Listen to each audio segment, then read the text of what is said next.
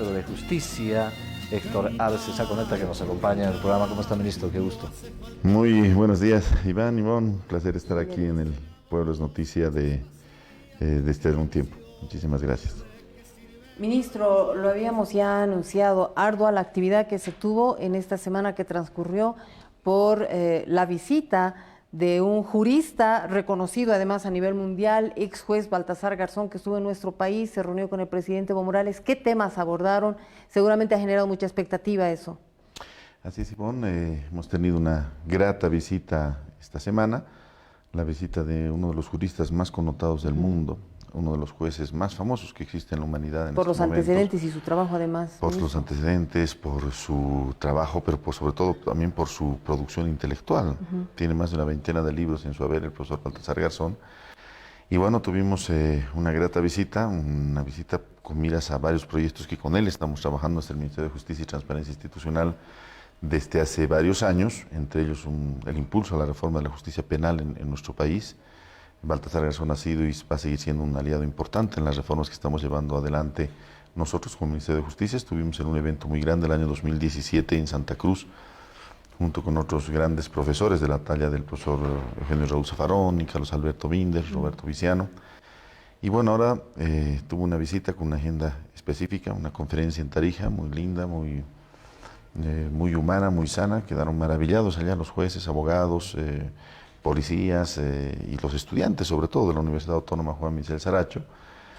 Y entre esos, ayer llevó adelante una agenda en la ciudad de Sucre y sobre eso tuvo una interesante, una amena, una cordial entrevista con el presidente Evo de aproximadamente una hora, un poco más de una hora, donde amigo de Bolivia, este viejo amigo de Bolivia podemos decir, amigo del presidente, amigo del proceso, ha podido analizar varios temas, ¿no? Se han tocado temas vinculados a la Administración de Justicia, lo que está cambiando. Se ha analizado un poco lo que está pasando en Latinoamérica y el uso a veces indiscriminado de los sistemas judiciales para perseguir a los líderes progresistas de nuestros países, el caso de Lula da Silva, el caso del presidente Correa, el caso de la presidenta Cristina Fernández de Kirchner. Y bueno, se analizó también un poco el tema político, ¿no? Le trajo un mensaje de José Luis Rodríguez Zapatero, con quien se había reunido recientemente. Él se reunió hace una semana con Rodríguez Zapatero y hace un día antes de reunirse con nosotros, con el expresidente Lula, y le dijo, ¿cuál es el mensaje que me trae el presidente Zapatero? Bueno, pues Evo, que gane las elecciones. Y ahí se suma el profesor Baltasar y dice, Bolivia es otro país, ¿no? Lo que dijo públicamente en varias ocasiones. Y hay que reconocer que la nación boliviana es otra nación, que el pueblo boliviano es un pueblo con mayores derechos, con mayores prerrogativas, con mayor desarrollo, con mayor crecimiento, con mayor estabilidad, y eso hay que valorar. Ojalá, dijo, los opositores siguieran esa misma línea. Bueno, sabemos que los opositores no hacen todo lo contrario, pero fue una valoración muy ética, muy correcta, además muy nutrida del intelectual, de la gran intelectualidad que tiene el profesor Baltasar Garzón en relación al proceso que vive Bolivia. Y bueno, yo escuchaba esta mañana en las redes sociales, veía una producción de algo que dijo José Luis Rodríguez Zapatero en relación al presidente Evo, ¿no? Nunca Bolivia había tenido una experiencia y un momento tan grande como el que está viviendo ahora, ¿no? Realmente nuestros indicadores económicos, nuestros indicadores de estabilidad política, nuestros indicadores de igualdad, nuestros indicadores de equidad, muestran que hoy la nación boliviana es prácticamente otra nación, es otro país Bolivia, ¿no? Ha emergido como un milagro. No es un milagro, no hay que decir que es un milagro porque es gracias al trabajo del pueblo boliviano de la mano del presidente Evo, pero las características de la magnitud del cambio y la transformación que se está viviendo son tan grandes que nos llevarían a hablar de un verdadero milagro, ¿no?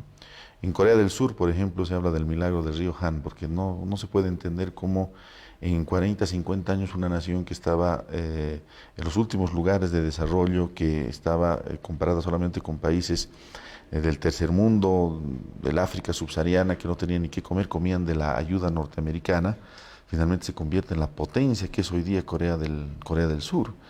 Y ahí dicen, esto es un milagro, y le han puesto el nombre del milagro al río Han, que es un río que cruza Seúl, la capital surcoreana.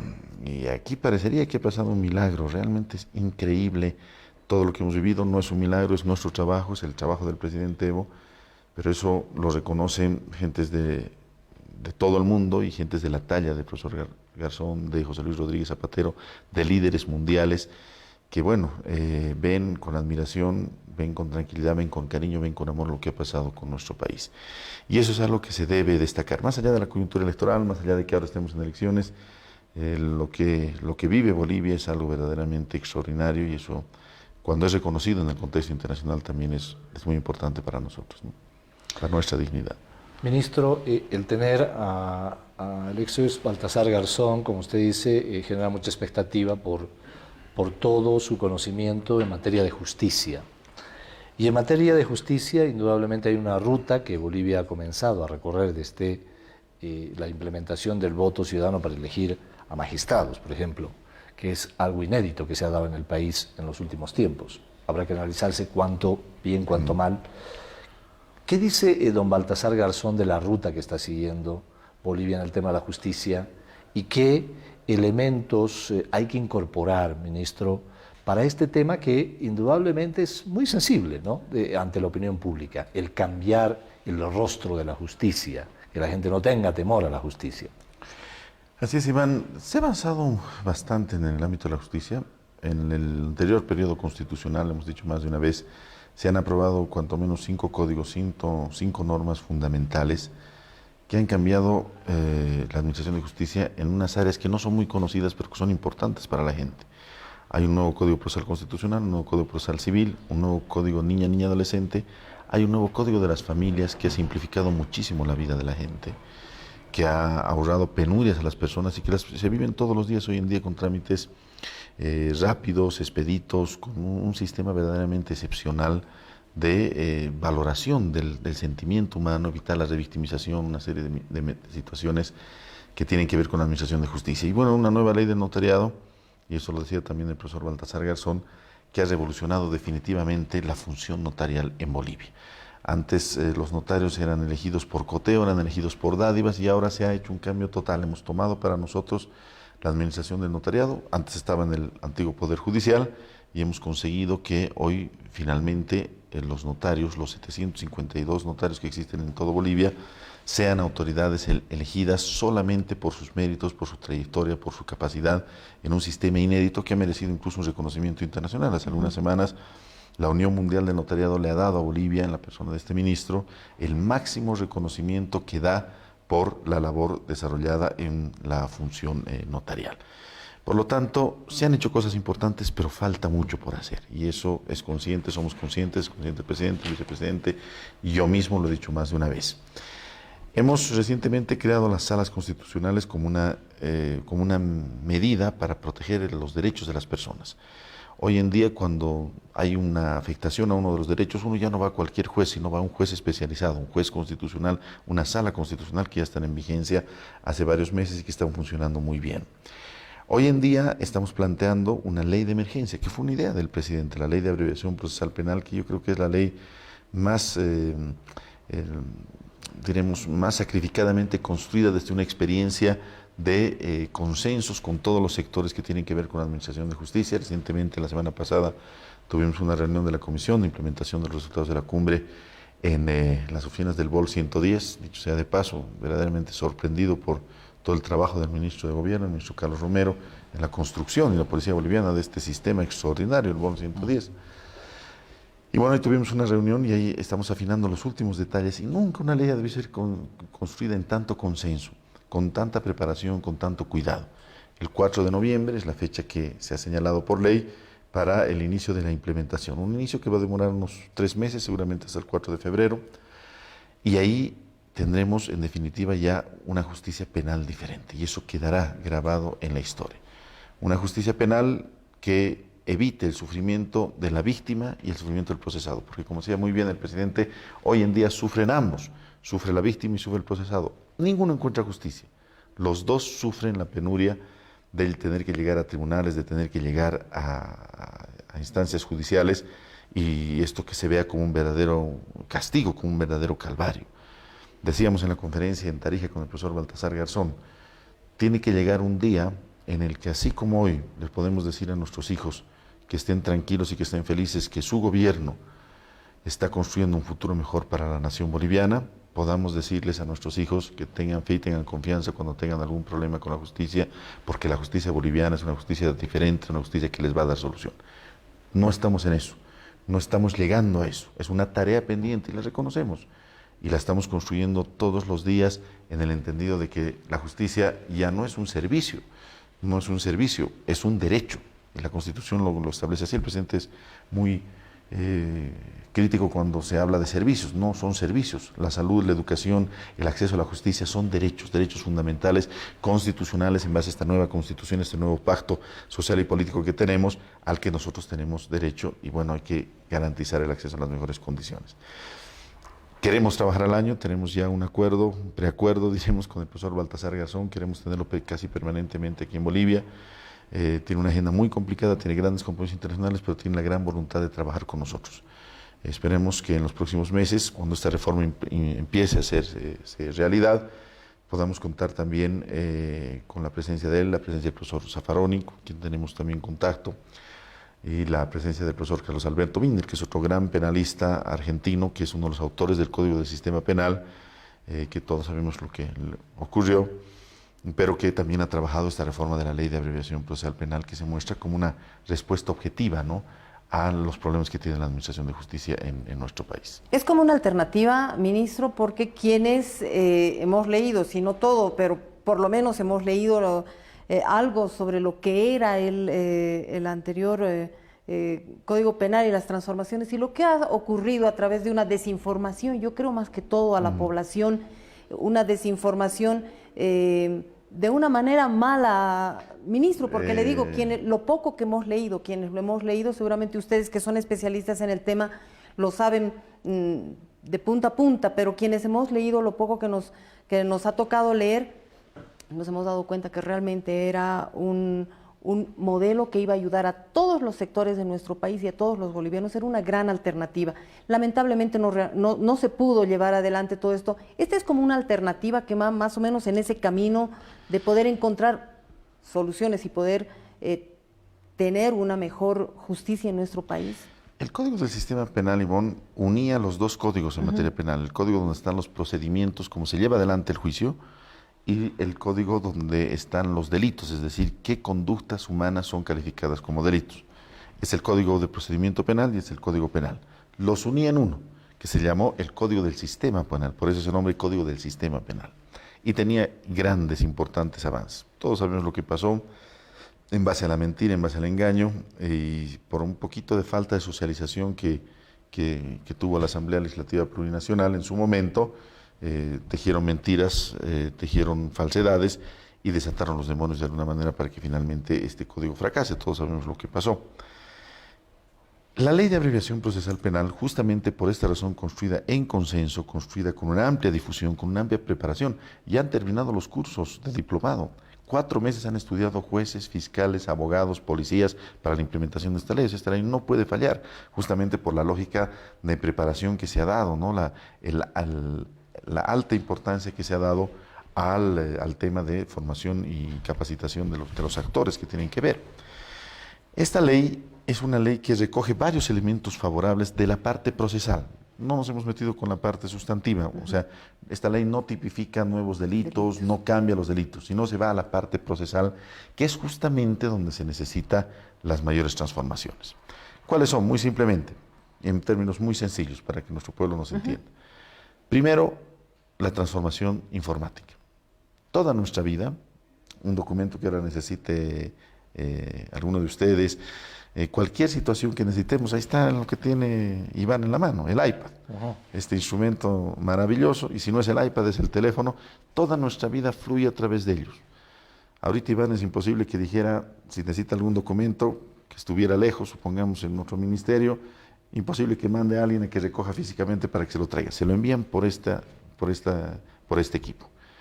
Toda nuestra vida, nuestras conexiones, nuestras relaciones familiares, nuestras relaciones personales están en base a la informática, en base al WhatsApp, en base al correo electrónico, en nuestro teléfono, en nuestros instrumentos, y todos tenemos acceso a eso.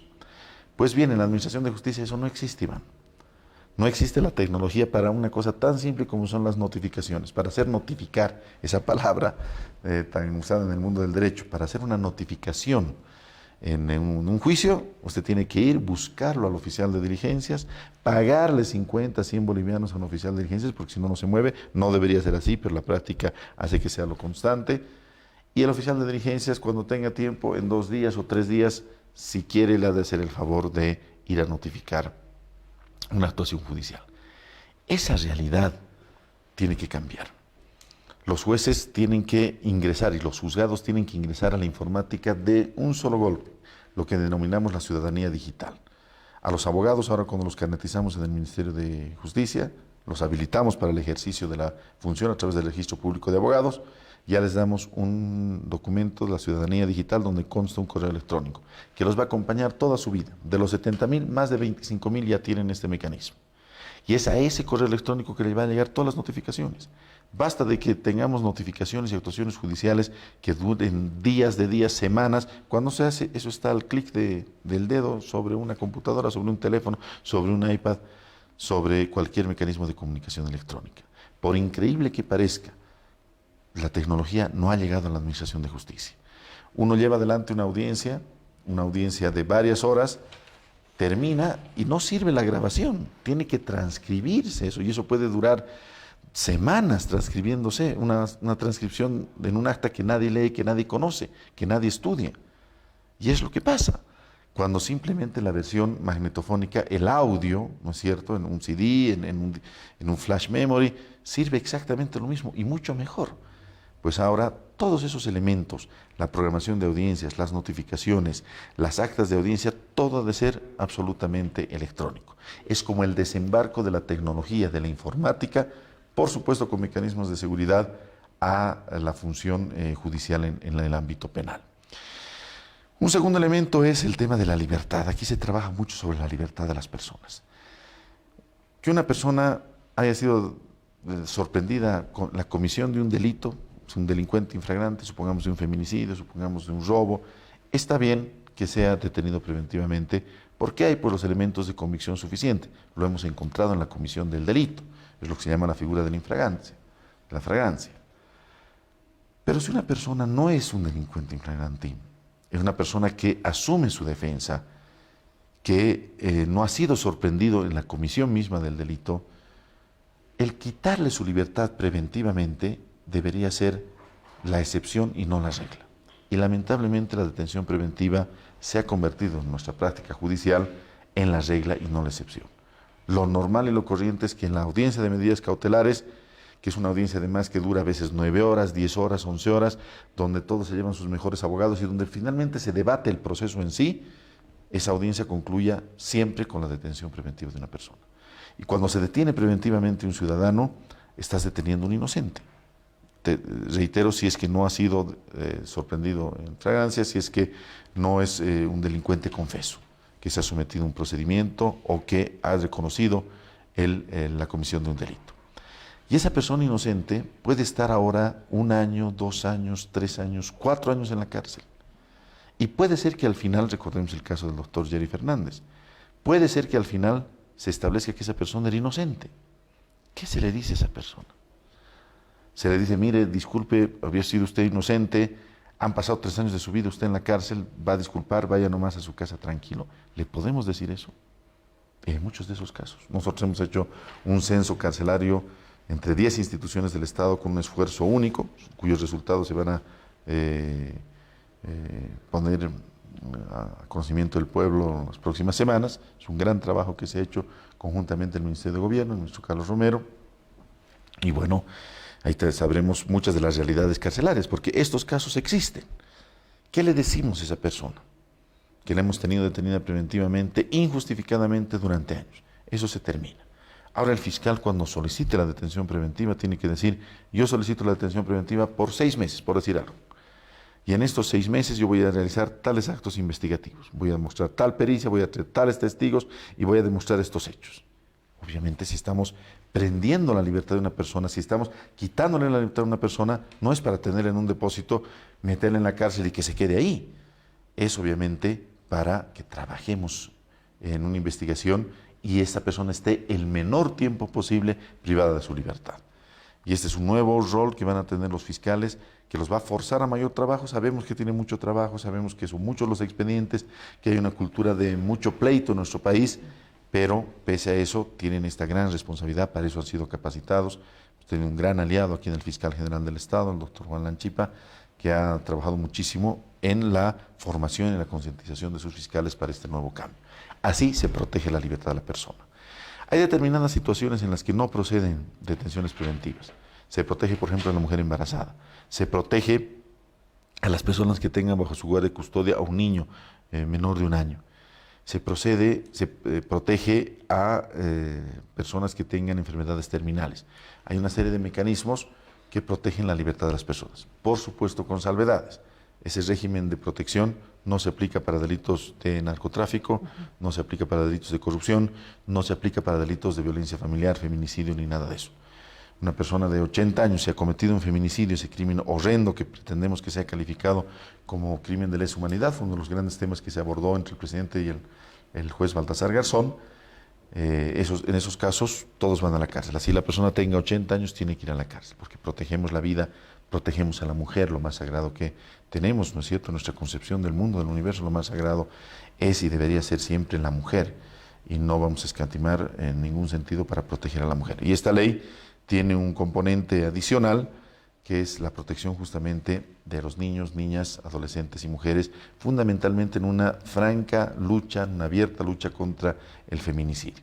Una lucha que le encabeza el presidente, pero que la seguimos todos en general, porque es un compromiso de vida, ¿no? Hemos dicho varias veces, la mujer es el ser más maravilloso, más sagrado, más grande que puede existir sobre la faz de la tierra, y no es concebible que la persona que debe amarla, cuidarla, protegerla, desarrollarla y construirla a su pareja, finalmente sea su victimario. Tenemos una cifra horrenda, una cifra que nos preocupa, pero bueno, hay que también considerar que se han hecho grandes cosas desde el Estado en la lucha contra la violencia hacia la mujer. Eso lo hablaba con Baltasar. Nosotros hemos tipificado el feminicidio. Antes, cuando una mujer moría a manos de su esposo, a manos de su pareja, eso era calificado como homicidio por emoción violenta. Es una figura que todavía está en el Código Penal y que tiene una pena máxima de 8 años, de 2 a 8 años. Han habido casos de verdaderos feminicidios, de asesinatos, que han tenido 2 años o 3 años de condena y que ni siquiera se ha cumplido, porque en menos de 3 años incluso uno puede pedir figuras que evitan que una esté en la cárcel. Se ha tipificado con 30 años de presidio sin derecho a indulto, que es la máxima pena que señala la Constitución. Se ha creado una fuerza especial de lucha contra la violencia hacia la mujer, eso es las cosas que no se ven. Antes había la Fuerza Especial de Lucha contra el Narcotráfico, ¿se acuerdan? La FELC-CN, y había la Fuerza Especial de Lucha contra el Crimen, la FELC-CC. Ahora se ha creado una nueva FELC, la Fuerza Especial de Lucha contra la Violencia, la FELC-CB, hacia las mujeres. Toda en estructura, toda institucionalidad de nuestra policía para esta situación. Hay el compromiso de las autoridades judiciales de despachar rápidamente los procesos por violencia familiar y principalmente los procesos por feminicidio. Y esta ley de abreviación procesal penal, nos trae una serie de innovaciones fundamentales. Para mencionar un solo ejemplo, por razones de tiempo en televisión.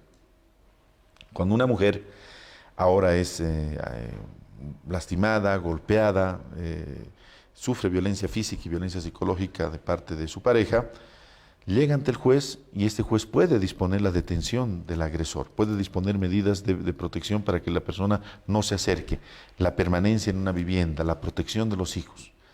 Pero si esa persona quería divorciarse finalmente, separarse de esa relación que la lastima, que le pone en riesgo su vida, porque todos los temas grandes es el tema de la conciliación. ¿Hasta dónde una mujer que ha sufrido violencia física puede perdonar y puede conciliar? Quien golpea una vez va a golpear otra vez. Quien es violento una vez va a ser violento 2 veces. Lo mismo va para hombres y para mujeres. La gente no cambia. Y las mujeres tienen que darse cuenta que deben protegerse también a sí mismas, por lo que encierran, por la grandeza y la maravilla de lo que encierran, por el hecho de ser madres, por el hecho de ser mujeres, por el hecho de ser lo más sublime que existe en la vida. Reitero una vez más. Y a veces la conciliación es un elemento que conspira contra ello. Por eso, si la mujer desea divorciarse, desea acabar, hoy en día tiene que ir a otro juez, termina ese juicio y tiene que irse donde otro juez, el juez de familia, y presentar una demanda de divorcio y tramitar y contarle nuevamente al juez de familia lo que ha pasado, revictimizarse, eso es la revictimización, volver a vivir a través del recuerdo, a través de de la judicialización lo que ya ha pasado. ¿Esta ley qué trae? El mismo juez puede divorciarla a la persona. Si esta persona llega golpeada, se han ordenado medidas de protección, la persona, el agresor está en la cárcel, y si la mujer dice yo quiero divorciarme, el juez aplicando el Código de Familia la divorcia en ese momento.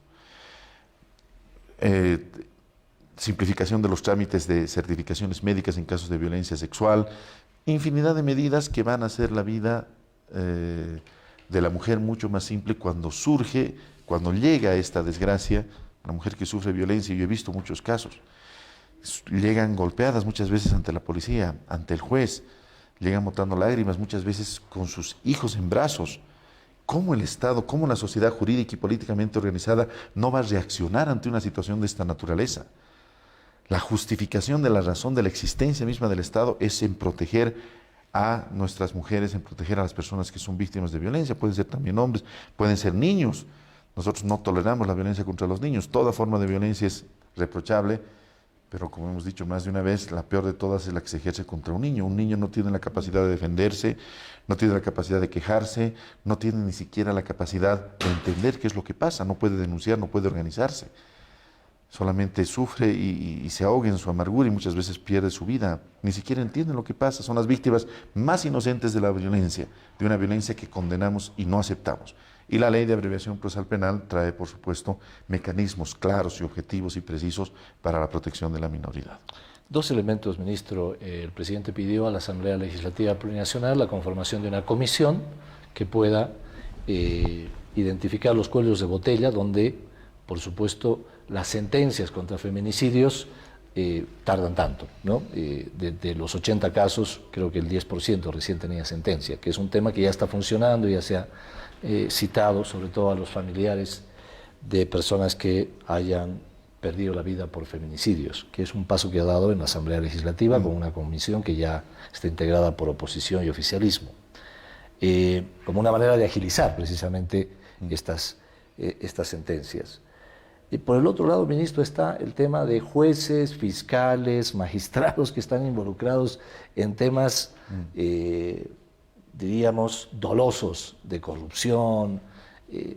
La ley también prevé esos elementos, ministro, de qué hacer en estos casos contra personal judicial que está envuelto en temas que indudablemente están al margen de lo que tienen que hacer, ¿no? Hacer justicia, y que de pronto están traficando con dinero, pidiéndole plata a la gente para hacer sentencias, o de pronto se escuchan casos como estos últimos de magistrados envueltos en corrupción.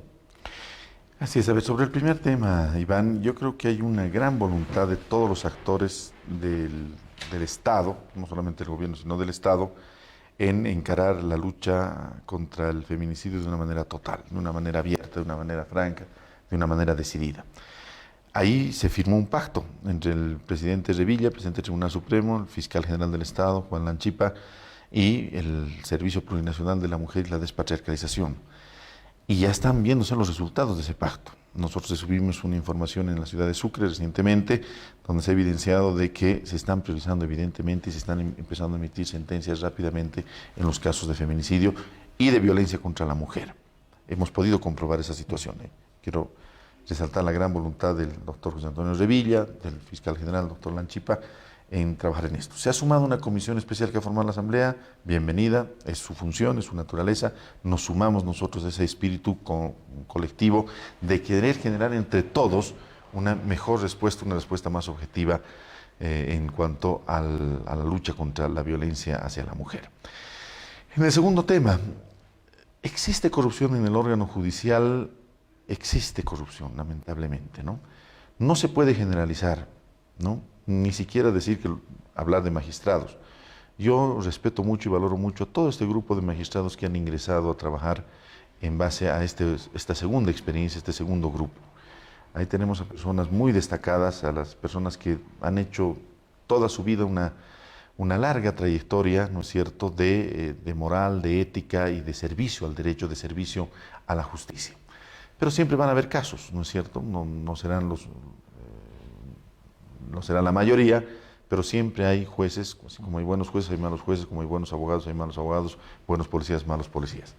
En estos casos hay que actuar con la mayor severidad. Yo celebro la actitud que ha tenido la presidencia, por ejemplo, del Tribunal Supremo, cuando se han encontrado casos de corrupción en la Dirección Administrativa Financiera. El presidente Revilla ha sido el que ha presentado la denuncia, el que ha impulsado la denuncia en una acción conjunta con el Ministerio de Transparencia y la Fiscalía General del Estado. Se ha logrado detener a un señor Palacio, si no recuerdo mal, porque nosotros no podemos tolerar. Y si existe corrupción en los jueces, en algunos vocales e incluso en algunos magistrados, el accionar tiene que ser de esa manera. Yo no podría acusar absolutamente a nadie. Todos merecen respeto y consideración, más si son autoridades electas por el pueblo, pero es en todo caso una labor de la Asamblea Legislativa Plurinacional el llevar adelante las investigaciones cuando estos casos se presenten. Pero yo quisiera resaltar la fe y la confianza que yo tengo en este grupo de autoridades judiciales.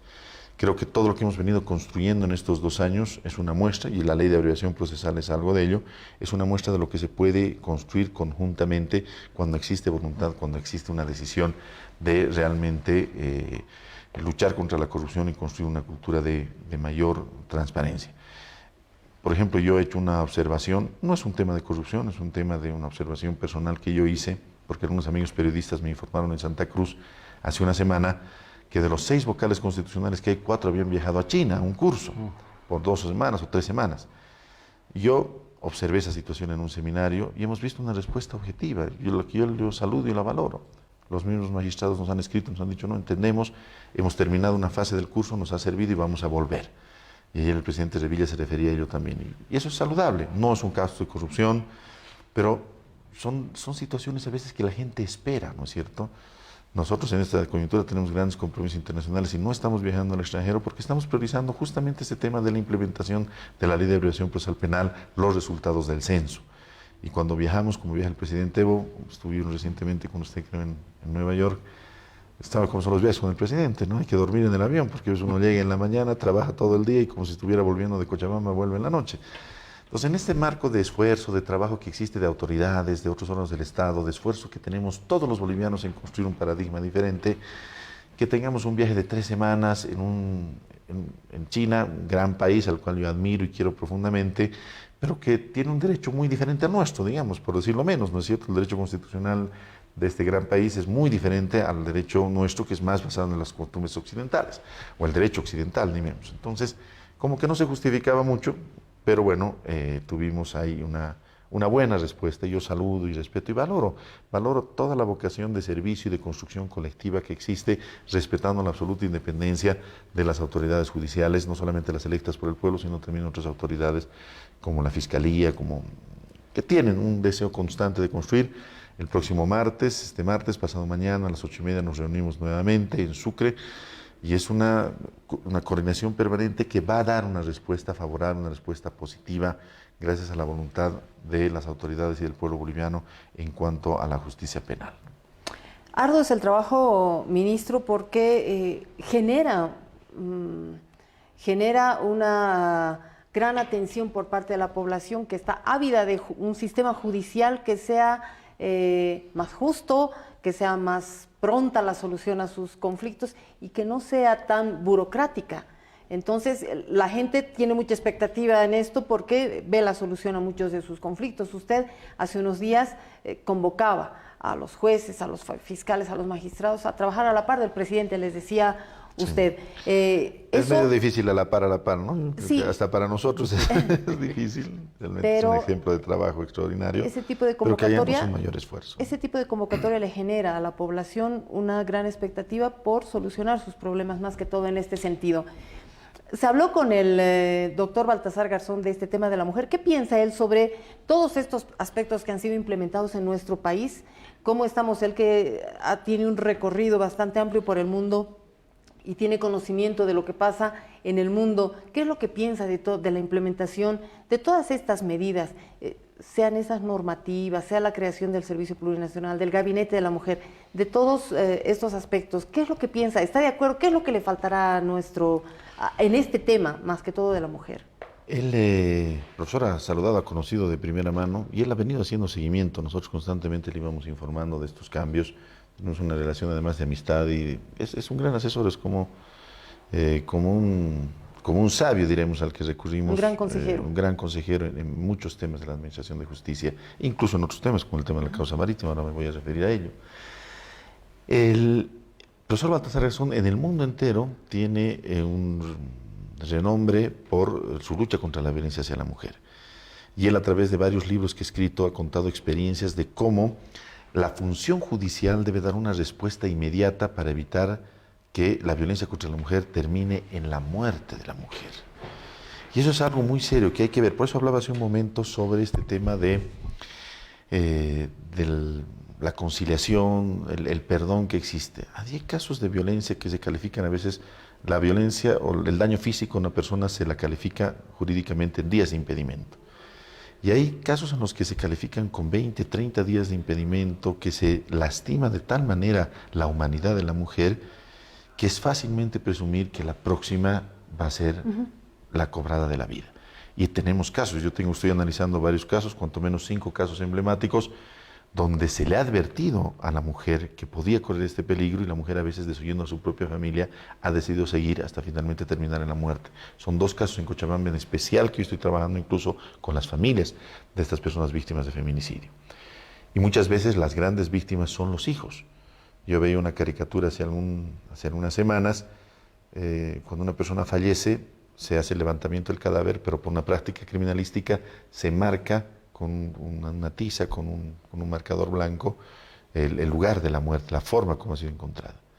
Y era una criatura, una niñita que estaba sosteniendo una muñeca y le daba la mano a ese dibujo, porque su madre ya no está. Porque las grandes víctimas inocentes del feminicidio son los niños, son las grandes víctimas invisibilizadas. No solamente porque se han quedado sin el amor de la madre, sino porque su padre, el otro progenitor que tienen, es el causante de su desgracia. Porque han visto muchas veces escenas terribles, porque se les ha marcado de por vida. ¿Y cómo el Estado no puede reaccionar ante una situación? Por eso nuestro trabajo en el Ministerio de Justicia se enfoca muchísimo en el tema de los derechos de la niñez. Son las víctimas inocentes. Y hay determinadas cosas que incluso llevamos en gran debate. La ley dice, cuando se dé este caso, hay un feminicidio, los menores deben estar con la familia materna. Ahí castigábamos, por ejemplo, y castigamos todavía, tenemos un gran debate, recuerdo con la presidenta Salvatierra, castigamos a los padres del feminicida. Pero por ahí los padres del feminicida es la abuelita más cariñosa. ¿Acaso uno define las acciones de sus hijos? ¿Acaso uno responde por las acciones de sus hijos? Imagínense el derecho, cuán sabio tiene que ser para darse cuenta de esa situación. Y la ley 348 dice, cuando hay un caso de feminicidio, los niños quedan bajo la custodia de la familia de la línea materna. Pero puede ser que en la línea paterna, en la familia del feminicida, haya la persona que da más amor a un niño. Son estos casos excepcionales que se dan y que desde el mundo del derecho tratamos de prever. Y los analizamos con el profesor Baltasar Garzón. Él le saluda nuestra lucha, nuestros emprendimientos, y nos va a ayudar en un tema fundamental. Una iniciativa que yo ya he planteado en algún encuentro internacional y que la estamos conversando con varios actores, incluso con algunos abogados extranjeros europeos que nosotros tenemos. Calificar el feminicidio como un delito de lesa humanidad.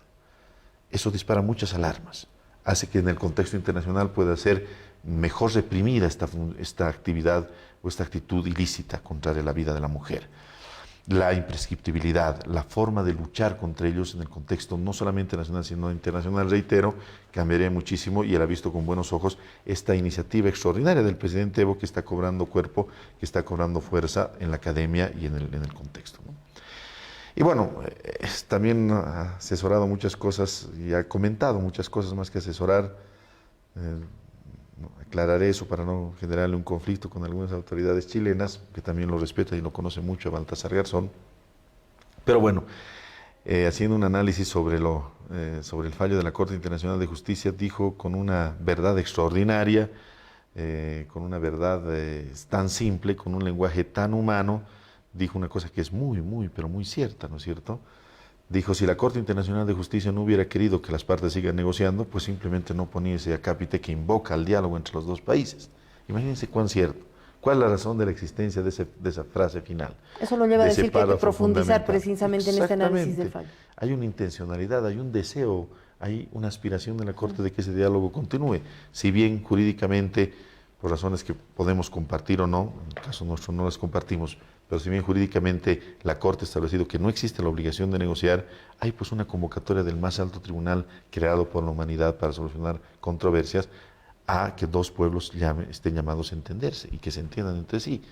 Y hay incluso una comunicación de nuestro gobierno, hay que hacer seguimiento a esa vía que tranquilamente se puede abrir y que, bueno, el juez Baltasar Garzón la esclareció con esa afirmación tan grande, ¿no? Si no hubiera habido deseo de que las partes sigan dialogando, la Corte no hubiera puesto ese párrafo fundamental que abre la puerta a una invocación, a algo que debe seguir y que va a seguir. Porque como dijo alguna vez un gran autor, mientras existe un boliviano sobre la faz de la tierra, el tema de la reivindicación marítima ha de estar siempre en el tapete. El mar, decía Roberto Prudencio Romesín, ha dejado de estar frente de nosotros para estar dentro de nosotros. Y es parte de nuestra naturaleza.